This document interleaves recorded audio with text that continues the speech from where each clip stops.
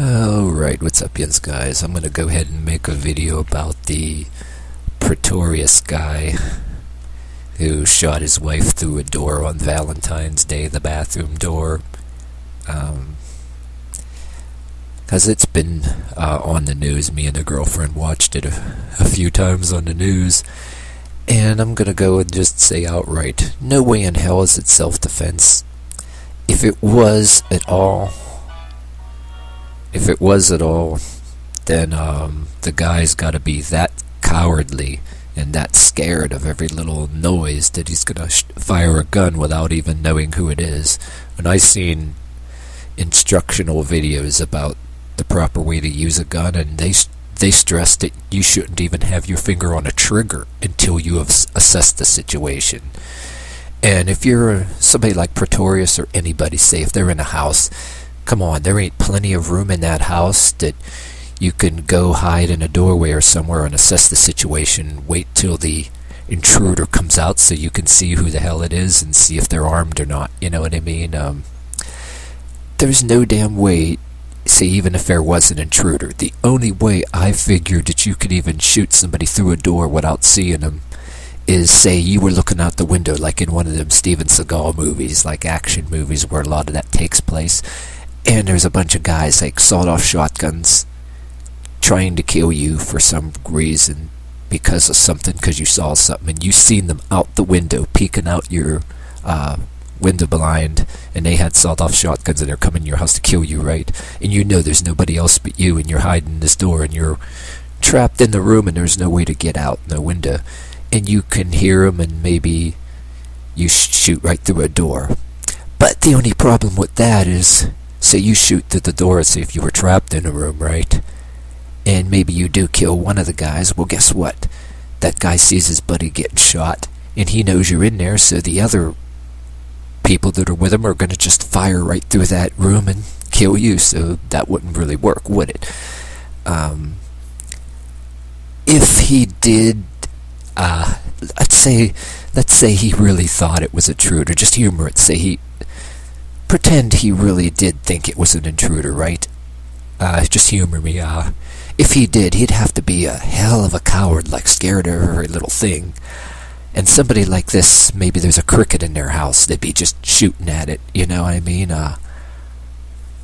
If you're that scared of every little thing that you're going to shoot through a door and not even see who somebody is, and it can be your wife or brother or anybody coming in the house, you shouldn't even have a gun.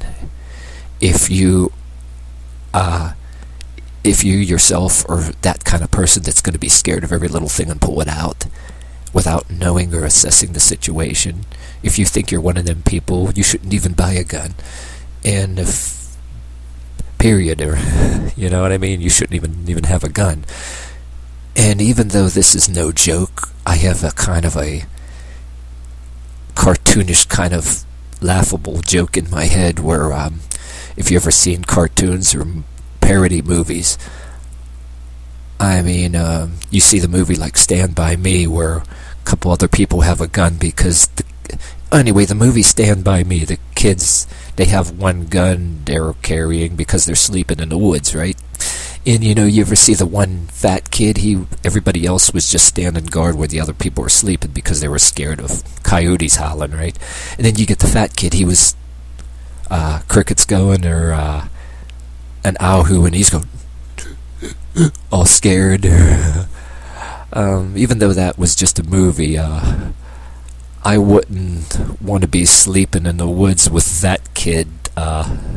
Say if you were a kid and you were with a bunch of kids sleeping in the woods, if you had one of your buddies that were doing that, like the fat kid in Stand By Me, I don't know about you, but I'd be scared to go to sleep because I'd be afraid that he might hear a cricket right next to me and might shoot me to death because he's so scared and paranoid, you know what I mean? Or are you going to give a machine gun to somebody like this, okay, that's that paranoid? And maybe there's a cricket or a bird in their house, got in their house or something, and you can picture them almost like doing da-da-da-da-da-da, and then just shooting the whole house, inside of the house up or whatever, or God, forget, don't give him grenades or a bazooka. Please, no, don't do it.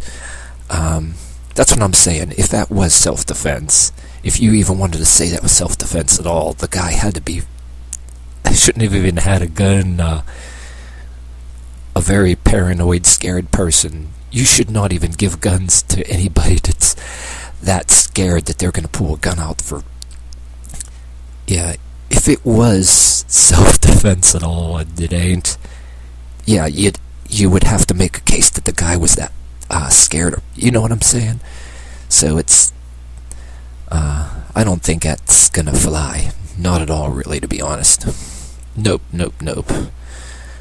And I would be very surprised if the guy got totally acquitted. And if he was lucky, I think that maybe he did make a case, because of what I said, maybe make a case and get him off on involuntary. You know what I mean? If they gave him involuntary manslaughter, if they can prove that he was that stupid and paranoid and scared that he maybe accidentally killed her or some kind of crap like that. Even though a lot of you guys are watching, of course not. I don't believe that at all, not at all. But if they try to say that in court, his lawyers try to prove that and do something in court like that, if they tried to make a case like that, maybe get him off on involuntary. And so if he gets nothing and gets off scot-free, I would be kind of surprised. But that's just me.